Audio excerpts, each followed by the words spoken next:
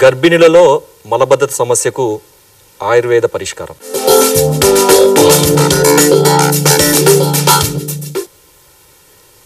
గర్భము ధరించిన తర్వాత 3-4 రోజులకు కూడా విరేచనము కాకపోతే ఆ సమస్యను గర్భిణిలో మలబద్ధత సమస్యగా పరిగణించాల్సి వస్తుంది. దాంతోపాటు విరేచనానికి వెళ్ళాల్సినప్పుడు తీవ్రంగా ముక్కాల్సి రావడము, కొన్నిసార్లు విరేచనము కొద్దిగా అయిన తర్వాత కూడా ఇంకా ఏదో మిగిలి ఉందనే సెన్సేషన్ రావడము, కొన్నిసార్లు బాగా ముక్కినప్పుడు ఆ కొద్దిగా వచ్చిన విరేచనంలో రక్తం కనబడటం, ఈ లక్షణాలు కనబడితే తప్పకుండా అది మలబద్ధత సమస్యగా పరిగణించాల్సి వస్తుంది.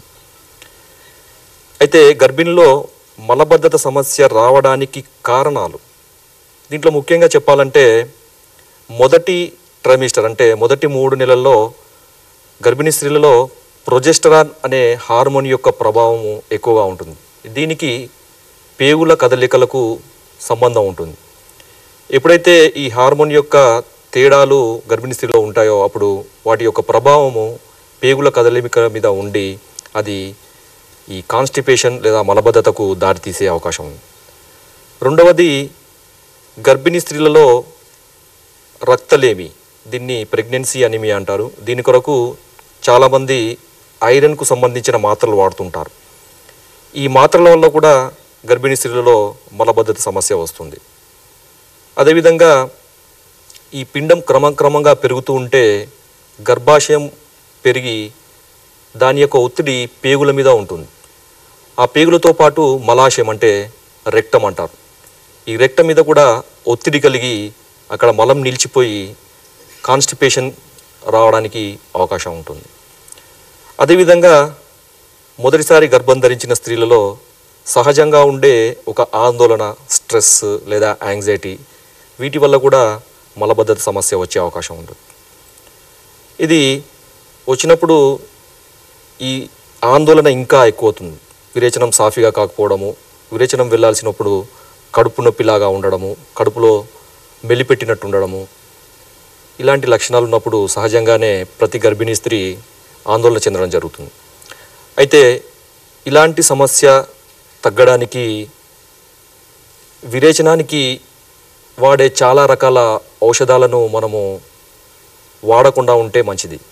ఎందుకంటే ఈ తీవ్రమైన విరేచనకారులైన కొన్ని రకాల ఔషధాల వల్ల గర్భిణికి తర్వాత పిండానికి కూడా కొన్ని ఇబ్బందులు ఎదురయ్యే అవకాశం ఉంది. అయితే ఆయుర్వేదంలో కొన్ని రకాల చిన్న మూలికలు, అందరికీ తెలిసిన మూలికలు, వీటితో తయారు చేసుకునే ఒక ఔషధము ఎటువంటి ఇబ్బందులు కలిగించకుండా సహజంగా ఈ సుఖ విరేచనాన్ని కలిగించి వాళ్ళకి విశ్రాంతిని, ఆరోగ్యాన్ని చేకూరుస్తుంది. దీని కొరకు ఎవరైతే ఈ మలబద్ధతతో సమస్యతో బాధపడుతున్నారో ఆ గర్భిణీ స్త్రీ 6 చెంచాల గుల్కంద్, ఈ గుల్కంద్ అంటే చాలామందికి తెలిసిందే, పాన్ షాప్లలో పాన్లలో వాడతారు. ఇది గులాబీ రెక్కలు తర్వాత చక్కెరతో తయారు చేసిన లేహ్యంలాగా ఉండే ఒక ఔషధం. దీన్ని 6 స్పూన్లు, అదేవిధంగా ఎండు ద్రాక్ష, దీన్ని మునక్క అంటారు. ఎండు ద్రాక్ష మెత్తగా నల్లకొట్టి దాన్ని 1 స్పూను, 6 చెంచాల గులకందు, 1 స్పూను మునక్క లేదా ఎండు ద్రాక్ష యొక్క ముద్ద, ఈ రెండింటిని 1 కప్పు పాలల్లో బాగా కలిపి రాత్రి పడుకునేటప్పుడు తాగాలి. అంటే రాత్రి భోజనం చేసిన తర్వాత 1 గంట తర్వాత పై చెప్పిన విధంగా వాడుతుండాలి. ఇలా వాడడం వల్ల ఉదయం లేవగానే మలబద్ధత సమస్యతో బాధపడే గర్భిణీ స్త్రీకి ఎటువంటి ఇబ్బంది లేకుండా, కష్టం లేకుండా, ముక్కాల్సి రావడం అనే ముక్కాల్సిన అవసరం లేకుండా సుఖ విరేచనం అవుతుంది. ముక్కాల్సిన అవసరం లేకుండా సుఖంగా, సాఫీగా విరేచనం అవుతుంది. ఇది వాడడం వల్ల ముఖ్యంగా గర్భిణీ స్త్రీకి కానీ అదేవిధంగా పుట్టబోయే బిడ్డకు కానీ ఎలాంటి దుష్ప్రభావాలు ఉండవు. అదేవిధంగా చాలామంది చాలా ఇండ్లలో ముఖ్యంగా ముస్లిం మహిళలు, అదేవిధంగా మార్వాడి మహిళలు లేదా నార్త్ ఇండియన్స్ చాలామంది ఈ గర్భిణీలుగా ఉండే వారికి ఈ గుల్కందును ఎక్కువగా తినిపిస్తారు. అంటే గులాబీ రెక్కలతో చేసిన లేహ్యం లాంటిది. ఇది సహజసిద్ధంగానే గర్భిణీ స్త్రీలలో రక్త ప్రసారాన్ని, రక్తం యొక్క క్వాలిటీని పెంచుతుంది. తద్వారా శిశువు కూడా మంచి రంగుతో పుడుతుందని వాళ్ళ యొక్క అభిప్రాయం.